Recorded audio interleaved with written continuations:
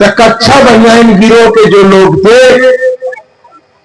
RSS राष्ट्रीय सरगना संघ जो कच्चा बनियान गिरोह का संगठन है इस देश में, आप ये लोग जान लो कि जब माननीय मसीहा कांसी राम साहब ने इन बातों का जोर शोर से और पुरजोर से इस देश में जब बात रखी कि 99% पार्टियों के जो मालिक है या राष्ट्रीय अध्यक्ष है, कांग्रेस के खिलाफ में पैदा किए गए आरएसएस के अंडा बच्चा के द्वारा पैदा किए गए बनाए गए चमचे हुए, इन सब को एक पार्टी बनाया। तो उन चमचों की 2-4 पार्टियां आपको पूरे देश में दिखती हैं, और पार्टी बनाया और पार्टी बनवा दिया और कहा, और वो जो बने हैं रंगे हुए सियार, ये तमाम पतन का लोक शक्ति है, तो सपा है, तमाम जनता दल को कई टुकड़े में तोड़े। और ये नीतीश की कौन सी पार्टी है? जेडीयू है। सब मनुवादियों के समय पे चमचे थे। नीतीश कुमार मंत्री बना, रामविलास पासवान वो हर विभाग बिका, मनुवादियों ने बेचा, जिस विभाग का रहा। ये वही लोग हैं, थाली पे अट्टे चट्टे बकते हैं, इनसे कोई भी काम नहीं होने वाला है। माननीय मसीहा कांची राम साहब की आवाज के बाद इन लोगों ने एक नए प्रकार का षड्यंत्र रचा और चमचे पैदा किए। लेकिन साथियों, साहब ने जब इस देश में इस बात का जोर शोर से प्रचार किया, जोर शोर से मजबूती से जब बात रखी, तो कच्चा बनियान गिरोह के जो लोग थे,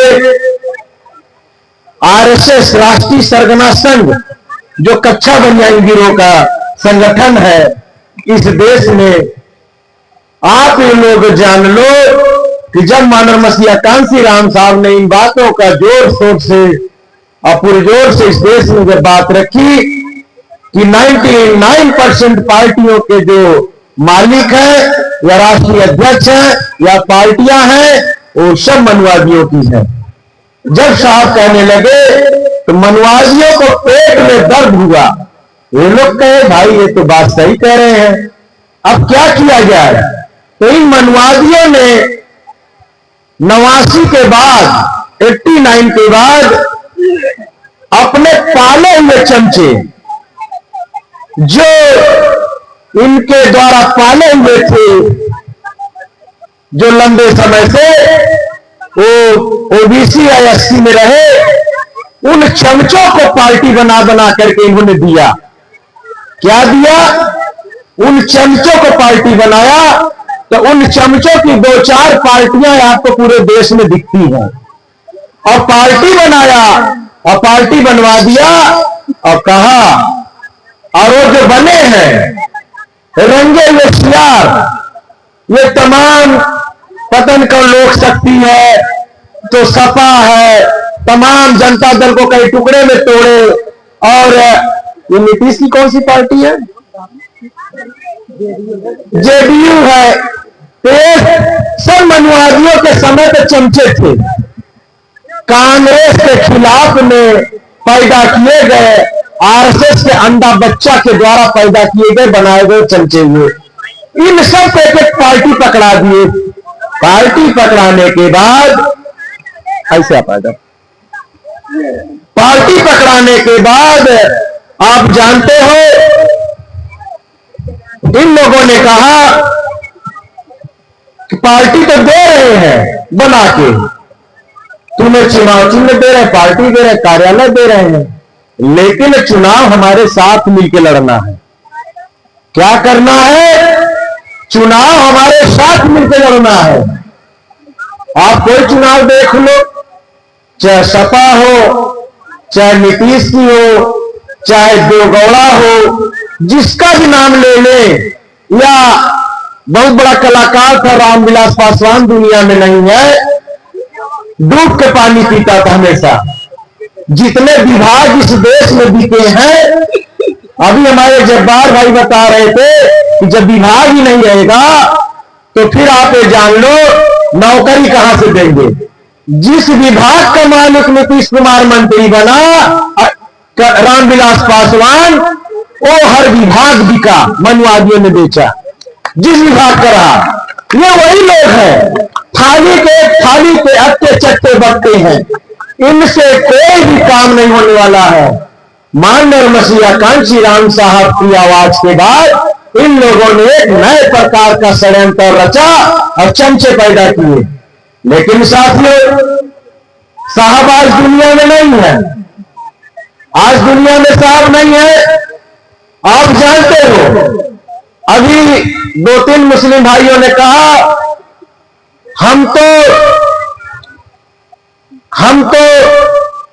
हमें कहा जाता है लेकिन निशाना दलित है। यही बात है ना, नाम अब्दुल का लिया जाता है लेकिन निशाने पे दलित है। बात सही है। और जब्बार भाई कहे मुसलमान हमेशा बाबा साहब का रहा, बाबा साहब के साथ रहा, इसमें कोई दुरा बात नहीं है।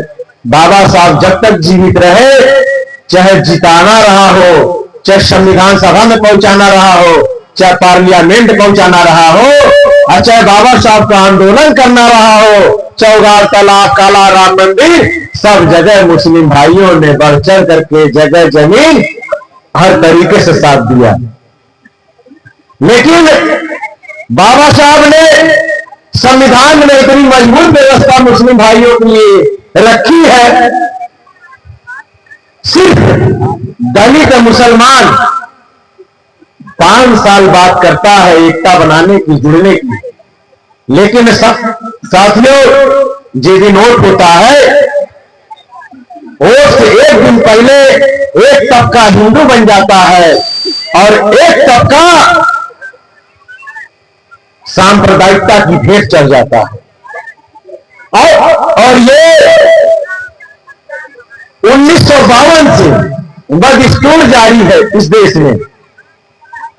हमें आपको कमर कसनी होगी मजबूती से। मुस्लिम भाइयों सब कहेंगे, जब जब हमको मौका मिला है, चाहे बहुजन समाज की सरकार यूपी में रही 4 बार, एक भी मुस्लिम भाई नहीं कह सकता कि उत्तर प्रदेश की मुख्यमंत्री दलित थी,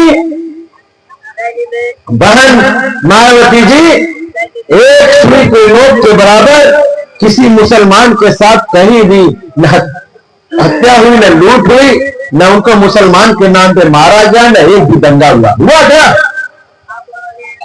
नहीं हुआ ना। सिर्फ दर्द क्या है?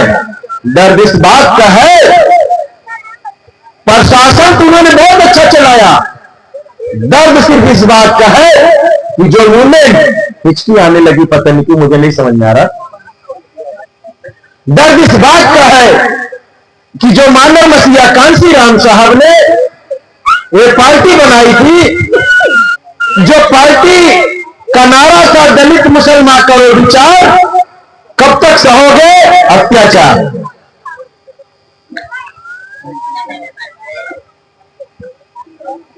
दलित मुसलमान करो विचार, कब तक सहोगे अत्याचार। ये दलित मुसलमान जब एक हो रहे थे तो देश प्रदेश में बिगड़ी हुई बात बनती हुई नजर आ रही थी। लेकिन बहन जी, दबाव में दबने का स्वभाव तो नहीं है। मैं तो उनका जानता हूं एक एक चीज क्यों वो बैठी है घर पे। चूंकि आप लोग जानते हैं, लोकल कथा होती है, जस नियत तस बरकत होती है ना। बस जब से उनकी नीयत खराब हुई है, जिस पार्टी को माननीय मसीहा कांची राम साहब बहुजन समाज के लिए बनाए थे, वो बहुजन समाज की पार्टी को अपने परिवार की प्रॉपर्टी बनाने में लगी हुई है। उसी दिन से बहुजन समाज का सत्यानाश बिल्कुल बदस्तूर जारी है। और इसकी एकमात्र अगर कोई देश में लीडर है तो एकमात्र बहुत आदरणीय भी, हम लोग कहले सम्मान में, लेकिन बहन जी, अगर वे इस देश में माननीय मसीहा कांची राम साहब ने जो कार्य किया, जो बताए, जो करके गए, अगर उनके कहे रास्ते पे बताए रास्ते पे चलती तो 2009 में ही देश की प्रधानमंत्री बनती। होती कि नहीं होती? उन्होंने अपना सत्यानाश तो किया, साथ ही साथ समाज का सत्यानाश कर दिया। और एक पार्टी मानो मसीहा कांसी राम साहब ने समाज के लिए बनाई थी, और ये आप केयर टेकर हो और इस पार्टी का मालिक बहुजन समाज से बनाओ। अगर ये घर में बैठी होती, अगर ये लड़की संघर्ष करती, तो आज जो सबका सिंदूर छीनने वाला है, खुद अपनी पत्नी का सिंदूर छीन लिया है, वो सिंदूर योजना लागू किया था। देश की लड़ाई का सिंदूर मिशन रखा हुआ था। क्या रखा था? मिशन सिंदूर। जिसका जीवन ही सिंदूर मिटाने का रहा है, वो मिशन सिंदूर रखा था। ये तो धन्य हो, बाबा साहब ने संविधान में जो व्यवस्था की, एक बनका सिंह जाटव बिरादरी की जो शेड्यूल कास्ट और एक कुरैशी, और जो कुरैशी है वो भी शेड्यूल कास्ट से पलटा हुआ अंसारी कुरैशी जब मुस्लिम बना है, वो भी कुरैशी भी 80 2-4 पीढ़ी पहले वो भी शेड्यूल कास्ट में थी। ये दोनों, एक कन्वर्टेड एक वर्जिनल, दोनों मिल करके पाकिस्तान को घुटने के बल पे लाने का काम कर रहे थे। लेकिन तब तक ले मोदी जी का यार दोस्त याराना वो ट्रंप वहां से कहा स्टॉप स्टॉप स्टॉप। जैसे स्विच ऑन ऑफ करता है ऐसे ये स्टॉप हो गए। मैं यकीन बता रहा हूं कि कुरैशी जी और बनका सिंह जी, ये दोनों 48 घंटे और युद्ध चला होता तो पीओके भारत में होता। कहां होता? भारत में होता। मोदी जी को तो बिजनेस चाहिए। अभी मैंने देखा कि जो उधर से हुआ बिजनेस में उसको लंबा दिए। और क्या कहा ट्रंप ने? कहा बंद करो, स्टार में बिजनेस रोक देंगे। ट्रंप जी, मोदी जी तो बनिया है, बनिया तो तौल तौल के काम करेगा। मोदी जी तो बनिया है, तौल तौल काम करेगा। आप ये जानो उसको बिजनेस का कौन सा डर है? उसको बिजनेस का डर सिर्फ अडानी अंबानी का बिजनेस अमेरिका से चालू होना चाहिए। अरे हमारा क्या बंद कर देगा? गेहूं हम सप्लाई करते, चावल हम अमेरिका देते, डॉक्टर इंजीनियर हम देते हैं, कपड़ा लत्ता हम अमेरिका को भेजते, हमारा क्या बंद करेगा? अरे बिजनेस कल बंद करना, आज बंद कर दे, आज बंद करना, अभी बंद कर दे। हम लोग देश से किसी भी तरह समझौता करने वाले नहीं है। ये व्यापारी बैठा ये समझौता करने का, हम लोग नहीं कर सकते साथियों। और बताना चाहता हूं मुस्लिम भाइयों, बाबा साहब ने अपनी कलम से संविधान में आपको भरपूर मान सम्मान का अधिकार दिया है।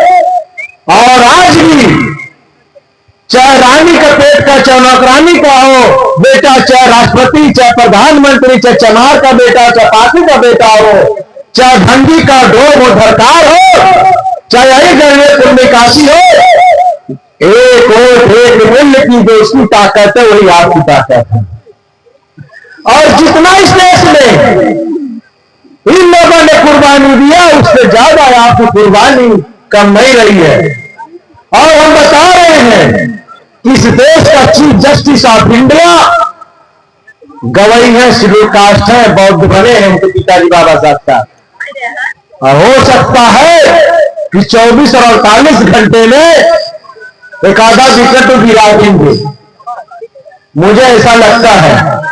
और गवाही की जैसे चीफ जस्टिस ऑफ इंडिया बने हैं, मोदी एंड कंपनी के लोग ये ट्रोल कर रहे हैं।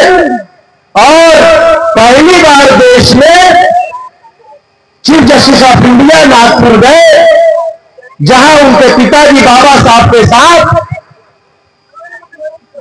बौद्ध धर्म ग्रहण किए थे। राशि गवई जी जो राज्यपाल जी थे, प्रोटोकॉल नहीं दिया।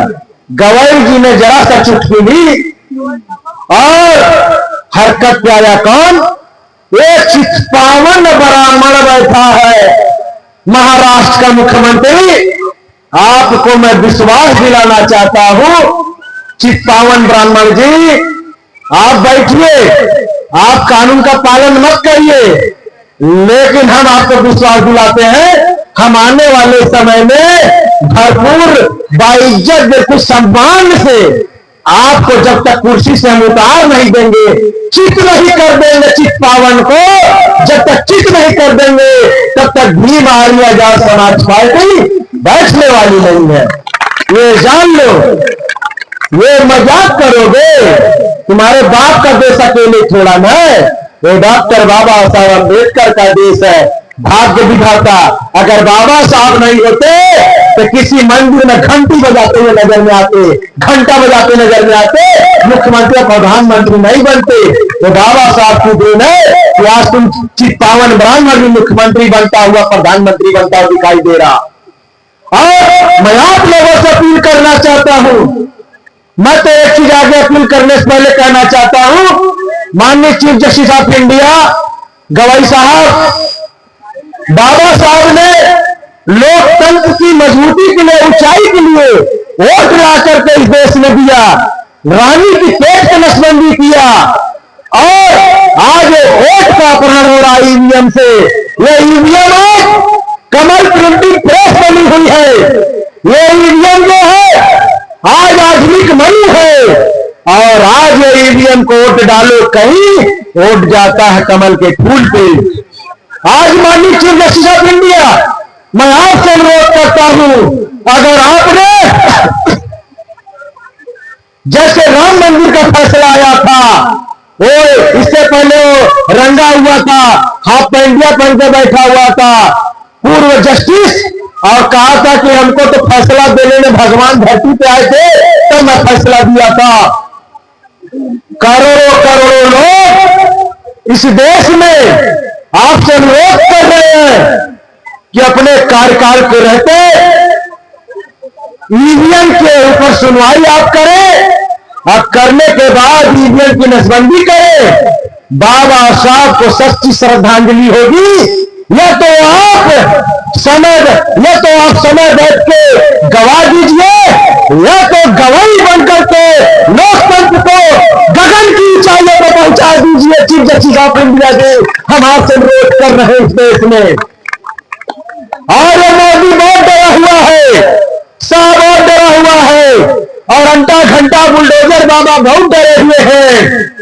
ये आप जान लो, अगर आपने ईवीएम की नसबंदी कर दी तो आने वाला इतिहास, आने वाला समाज, बाबा साहब ने जो कलम से दिया है कि चाहे किसी भी इस देश का अंतिम में बैठा हुआ व्यक्ति भी बड़ी से बड़ी कुर्सी पर बैठ सकता है, तो आज अंतिम बैठी कुर्सी जगह से आप उठ करके प्रथम कुर्सी पर बैठे हो। आपसे हाथ जोड़ करके विनती है कि आप ईवीएम हटा दो, इस राम मंदिर से भी बड़ा फैसला इस देश में होगा। लोकतंत्र बचेगा तो मानवता बचेगी, दलित बचेगा, पिछड़ा बचेगा, माइनॉरिटी बचेगा, इस देश का एक एक मानव बचेगा। आपसे अनुरोध है इस देश पर सुनवाई करिए, और नहीं तो समय जाएगा, सुनहरा अवसर है। जैसे बाबा साहब को संविधान लिखने को मिला था, बाबा साहब ने अपनी कलम तोड़ दिया, चाहे बैकवर्ड को, चाहे माइनॉरिटी को, चाहे एससी को देने में पीछे नहीं हटे और डरे नहीं। तो आज उस कुर्सी में बैठ करके बिल्कुल ईवीएम की बिल्कुल नसबंदी करके हत्या करिए, ईवीएम की तुरंत कलम तोड़ दीजिए, और लोकतंत्र में बैलेट पेपर से वोटिंग कराने का आप आदेश दे दीजिए। तो इससे बड़ा इस देश के लिए बाबा साहब को श्रद्धांजलि कोई नहीं होगी। सम्मानित साथियों, इस देश में हमको आपको समझना है कि तमाम पार्टियां बनी, आखिर आजाद समाज पार्टी बनाने की क्या आवश्यकता पड़ी? आजाद समाज पार्टी बनाने की आवश्यकता इसलिए पड़ी कि अगर बहुजन की नेता घर में बैठ गई होती आदरणीय बहन जी, तो हमें आजाद समाज पार्टी बनाने की आवश्यकता नहीं थी। क्योंकि वो पर्याप्त बीएसपी इतना बड़ा संगठन था कि हम लोग इनको उलट पलट सब देते, लेकिन आप बैठ गई तो हमें संगठन बना, हम उस संगठन में आकर के हम लोग काम कर रहे हैं। और मैं आपको बता रहा हूं सिर्फ 5 साल में आज एएसपी जो है असली बीएसपी हो जाएगी, असली बीएसपी हो जाएगी 5 साल में। आप आज 8:15 बजे खाना बनाने का समय, खाना खाने के समय हमारी माताएं बहनें सैकड़ों की संख्या में बैठी है। क्यों बैठी है? इसलिए बैठी है कि इनका भाई, इनका बेटा, आने वाले पीढ़ी इस देश में हुक्मरान बने। इसलिए आप अपने उस समय को हटा करके आप 8:15 बजे रात को भी हमारी बात सुनने और मानने के लिए आप आई हैं। और अपना एक आजाद समाज पार्टी का चुनाव चिन्ह क्या है? क्या है? तेज बोलिए तभी बात पहुंचेगी। क्या है?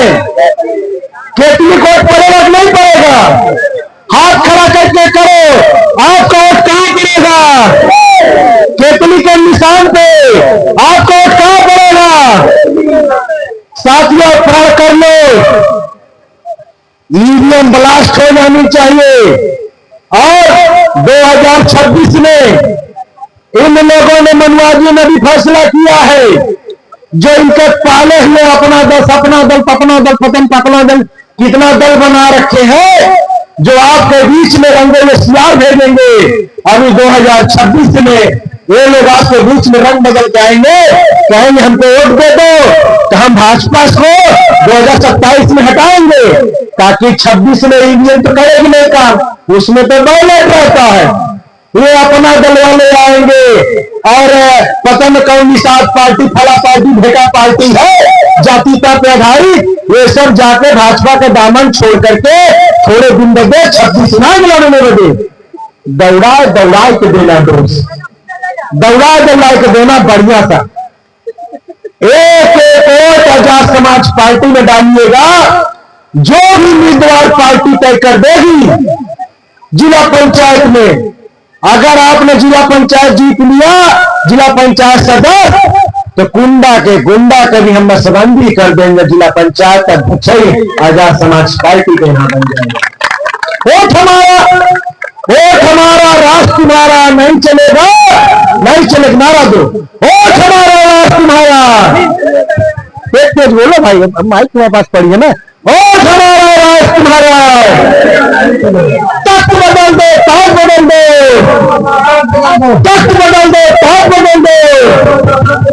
राज बदलोगे कि नहीं बदलोगे? बेईमानों का बदलोगे कि नहीं बदलोगे? अब भैया तेज बोलो यार, बदलोगे ना?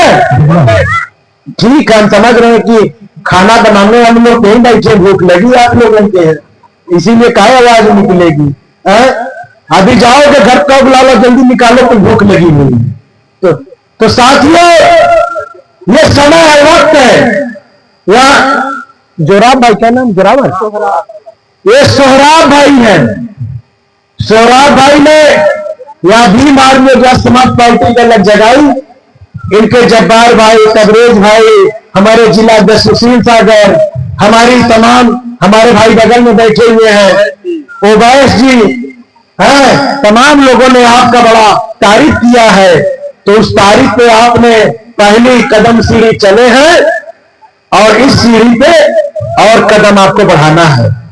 और 2027 में हम सारी सीट तो प्रतापगढ़ में नहीं जीत पाएंगे, लेकिन 2-3 सीट ऐसी है कि जो बहुजन समाज के आंदोलन से तैयार हुई है। प्रण कर लो कि 2027 में खाता खोलोगे कि नहीं खोलोगे? बोलेगे ना, तो सब लोग उस दिशा में लगे। देखो माताएं बहनें चली गई, सोची खाना बनाना है, चलिए बनाए, नहीं लोग पहुंचेंगे। आप लोग बहुत देर से बैठे हुए हैं, नमाज का भी समय होने वाला है? तो मैं अपनी गाड़ी को विराम देता हूं। आप लोग अपने वोट का न बिकिएगा, न बिकने दीजिएगा, और वोट की रक्षा करिएगा। अपने वोट को आजाद समाज पार्टी का चुनाव चिन्ह केतली के सामने बटन दबा करके भाई चंद्रशेखर आजाद के हाथों को आप मजबूत करोगे, तो प्रदेश की काया कल्प होगी और हमारा भी भाग्य बदलेगा। ऐसी वाणी के साथ अपनी वाणी को विराम देता हूं। जय हिंद, जय भारत, जय हिंद।